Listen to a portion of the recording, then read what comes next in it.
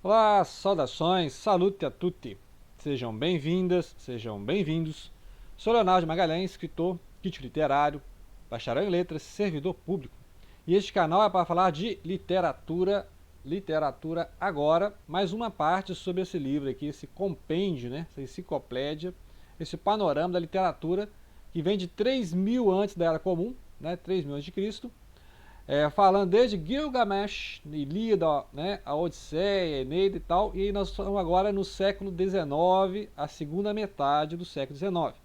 Então no vídeo anterior eu falei lá da época da Jane Austen até a época do Flaubert. Então nós vamos começar hoje justamente com Flaubert e vamos até a época ali do retrato de Dorian Gray, por exemplo, né, que é a literatura ali do Oscar Wilde. Então ele vai mostrar uma divisão de água aqui, o que vai ser justamente do pré-realismo para o realismo mesmo, e do realismo para o naturalismo, né? Porque aí vai ter o Germinal, né, do Émile Zola, né, que aí vai influenciar no Brasil, por exemplo, o Cortiço, né? Que não aparece aqui. Interessante que aqui já aparece a literatura brasileira, né? Vai falar do Alencar e vai falar do Machado de Assis. Mas dá pouco destaque ao S. de Queiroz, né? Ou seja, eu acho isso aí, não gostei, né? Tinha que dar mais ênfase, por exemplo, aos Maias, que é um livro interessantíssimo, e a obra do S. de Queiroz, né, em si, porque tem muita coisa interessante, e o S. de Queiroz está justamente em diálogo com a literatura francesa, né?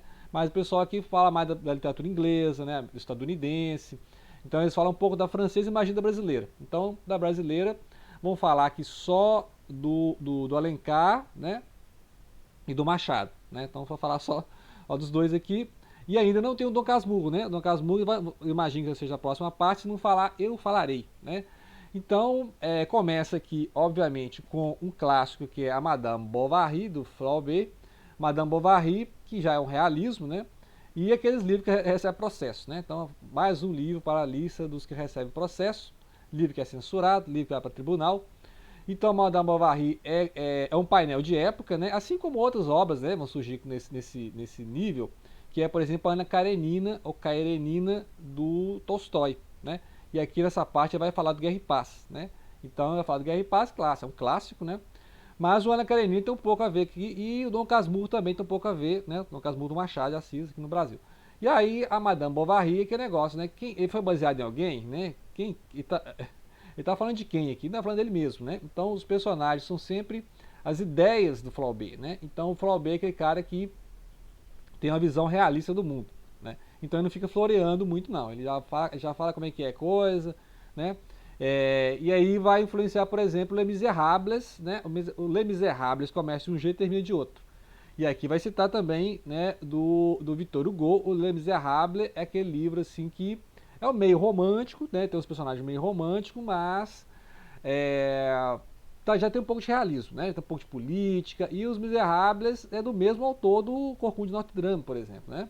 Dos Trabalhadores do Mar. Então, o Victor Hugo é contemporâneo do Flaubert, né? Porque a gente se pensa do Victor Hugo como um romântico, né? O último romântico, né? E, por falar nisso, na mesma época, né? Da mesma época tem o Flores do Mal do Baudelaire, né? Baudelaire, que depois vai influenciar o Rimbaud, o Mallarmé, etc.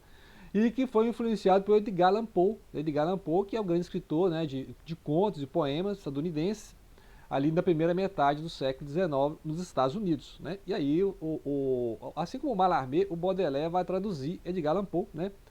E aí, Flores do Mal é isso, é o lado B de Paris, né? As velhas, né? As meretrizes, os trapeiros, os mendigos, né? Então, assim, os subúrbios de Paris, então, os cafés, os copos sujos, né? De Paris.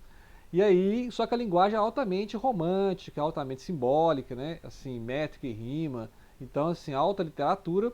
Só que o tema, né? O pessoal não gostou, muitos poemas foram censurados, muitos poemas só foram acrescentados depois, né? Então a gente coloca aí o Flores do Mal junto com depois a obra do Rimbaud, né? Rimbaud vem uns 15 anos depois, esse aqui 1950 e poucos, aí o Rimbaud vem lá nos anos 70, né? E aí é os poetas malditos, né? Começa com Baudelaire, vai aí até o Mallarmé, o Verlaine, né? O Corbière, o Lautréamont, essa galera toda, que é os poetas malditos do século XIX. Aí, obviamente, vai falar dos Miseráveis, né? Que é uma obra que é meio enciclopédica do Victor Hugo, que vai falar até dos esgotos de Paris. Ele para a narrativa para contar a história. Então ele para a narrativa, conta a história de Waterloo, que a gente já está vendo na Cartucho de Parma, né, do Stendhal. E aí ele para a narrativa para falar dos esgotos de Paris, que tem uns personagens no esgoto de Paris, ele para a narrativa e conta a história dos esgotos de Paris. Então, o Victor Hugo é essa narrativa assim, e vai surgindo também a narrativa de aventura, né? Então tem a Ilha do Pirata, né? A narrativa de aventura, os livros de Júlio Verne, Viagem à Lua, Volta ao Mundo, né? Viagem ao Centro da Terra. Então vai surgindo essa literatura de viagens, porque inclusive o último livro que ele vai citar aqui é O Coração das Trevas, né? No Heart of Darkness, do Conrad, que nós já falamos aqui, que é o cara que vai lá no interior do Congo para conhecer como é que é a exploração colonial da África, né? Então é o horror, o horror, o horror, que depois vai inspirar o Apocalipse Now, né, do Coppola, né? Que é o cineasta. Só que ele vai trazer a história para o Vietnã, a guerra do Vietnã, que foi terrível, do mesmo jeito, né? Ou até pior. Mas aí ele vai fechar aqui com Heart of Darkness. Eu fecharia com o Dorian Gray, porque o Dorian Gray fecharia ali com obras, né, assim, meio de terror do final do século XIX, que é a era vitoriana. Então eu colocaria o Dorian Gray para fechar. E falaria, obviamente, do Médico e o Monstro, do Stevenson, que é o mesmo autor da Ilha do Tesouro, né, que tem piratas e tal. E colocaria o Drácula, né, do Bram Stoker. Então, assim, são 3 obras clássicas, né, do terror. O Médico Monstro, né, que é o Dr. Jekyll e o Mr. Hyde, que aí é o médico que ele toma a poção e vira um monstro, né? Assim, e depois no final do livro você sabe que é a mesma pessoa, né? Ao spoiler, né? Mas todo mundo já sabe, né? Mas na época foi o maior plot twist possível, né? Porque você está lendo a história que tem 2 personagens, no final você descobre que é um só, né? É o mesmo corpo que abriga o médico e o monstro, né? Então, e o Drácula é aquele grande romance de terror, né? Um grande romance de terror em que o cara vai lá para Transilvânia, né? E aí descobre que tem um cara lá que é meio homem, meio monstro, assim, coisa, né? E aí o cara vai para Londres. E aí o vampiro começa a atacar as moças, né? As moças casadoras lá em Londres, né? E aí a narrativa de primeira pessoa são cartas, né? Aquele romance epistolar, né? Famoso. E muito bem, do Brasil, né? Então a gente falou aqui então da Madame Bovary, falamos do Baudelaire. No Brasil ele vai falar então do Alencar, né? Do Alencar, eu indico a Senhora, né? Ele fala do Guarani, mas tem outros, né? Iracema e tal, mas a Senhora eu acho, né, é um romance assim, de classe média urbana, interessantíssimo, né? Super atual em alguns aspectos, vai contar a história do Brasil do século XIX, que também vai ser aqueles primeiros livros do Machado de Assis, né? Os primeiros livros do Machado de Assis, que vai ser ali o Ressurreição, né? Yaya Garcia e tal. Pouco conhecido Helena, né, e tal, mas a gente conhece mais o Memórias Póstumas, né? Memórias Póstumas, Esaú e Jacó e tal. Então,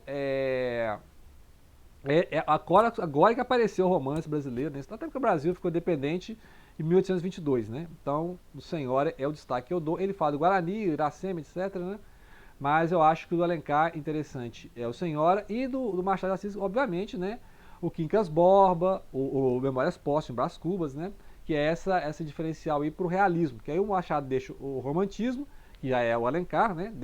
O Alencar tá nessa fase aqui, que é aquela fase do Dimar Filho, né? A Dama das Carmélias, né? Então acho que tem essa fase de transição aí do romantismo para o realismo, que é o Dama das Carmélias ali do Dimar Filho, que é o filho do Dimar pai, que é o cara lá dos Três Mosqueteiros, né? Que a gente já viu na fase anterior aí. Interessante isso aí, né? A transição do romantismo para o realismo. E depois vai ter a transição do realismo para o naturalismo, que é o Cortiço aqui do Azevedo, né? Que é o nosso Émile Zola, né? O Émile Zola é aquele que escreveu o Germinal, que vai contar a história dos mineiros lá numa mina lá na França, e a exploração do trabalho, né? Então já é um traço socialista na literatura, né? Lembrar que o socialismo veio desde a década de 40, 1848, já tinha o Manifesto do Partido Comunista, do Karl Marx, de Friedrich Engels, né? Então já tinha ali o socialismo em contraponto ao nacionalismo, né? Então tinha os povos nacionalistas, lembra a Primavera dos Povos? Também na mesma época, né? 1848, a Primavera dos Povos, vários povos tentaram se tornar independentes, várias nações surgiram, principalmente no leste europeu, etc. E aí o Germinal vai influenciar então essa literatura do naturalismo, e aí Cortiço aqui tem vários personagens, mas o personagem principal é o espaço, é o Cortiço, né?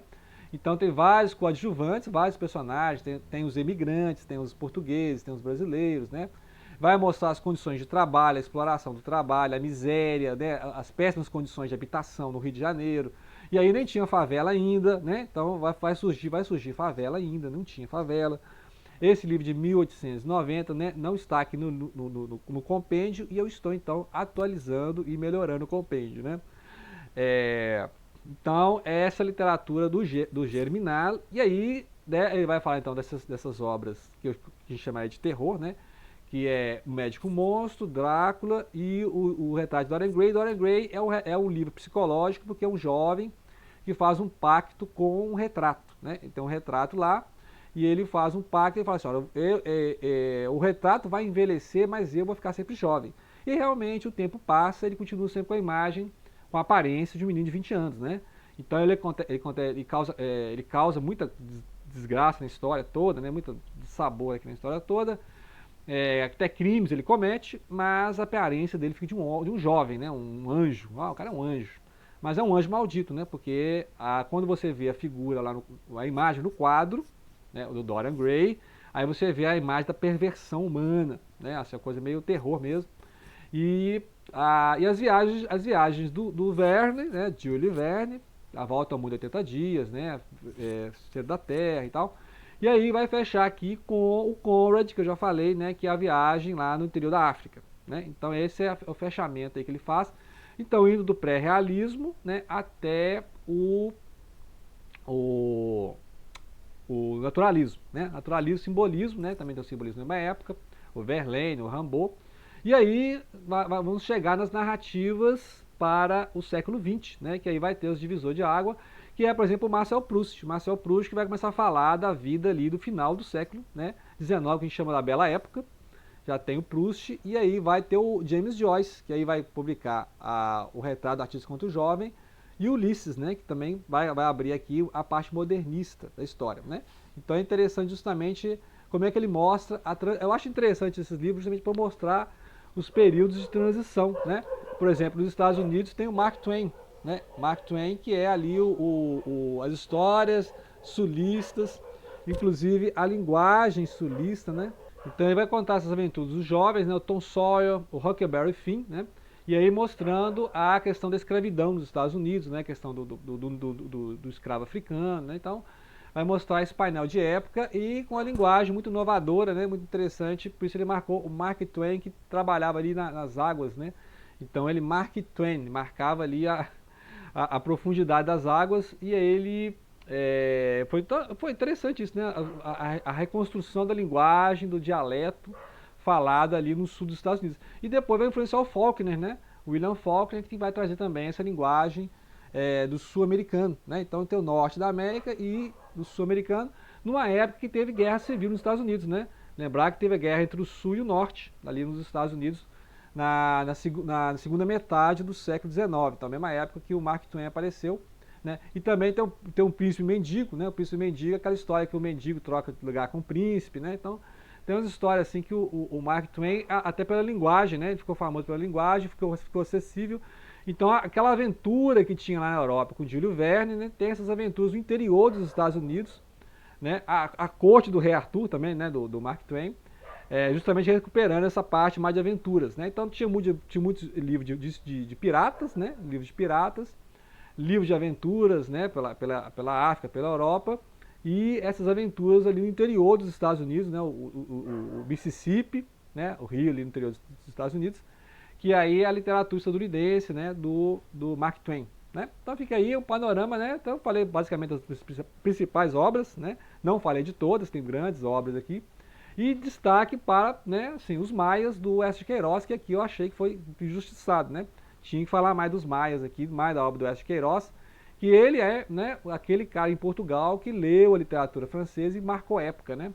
Que aí foi justamente a transição do romantismo para o realismo. Então, ou seja, o Oeste de Queiroz é uma espécie de Flaubert português, né? Então eu acho que ele foi injustiçado aqui, ok? Então, grato pela atenção e não deixem de compartilhar.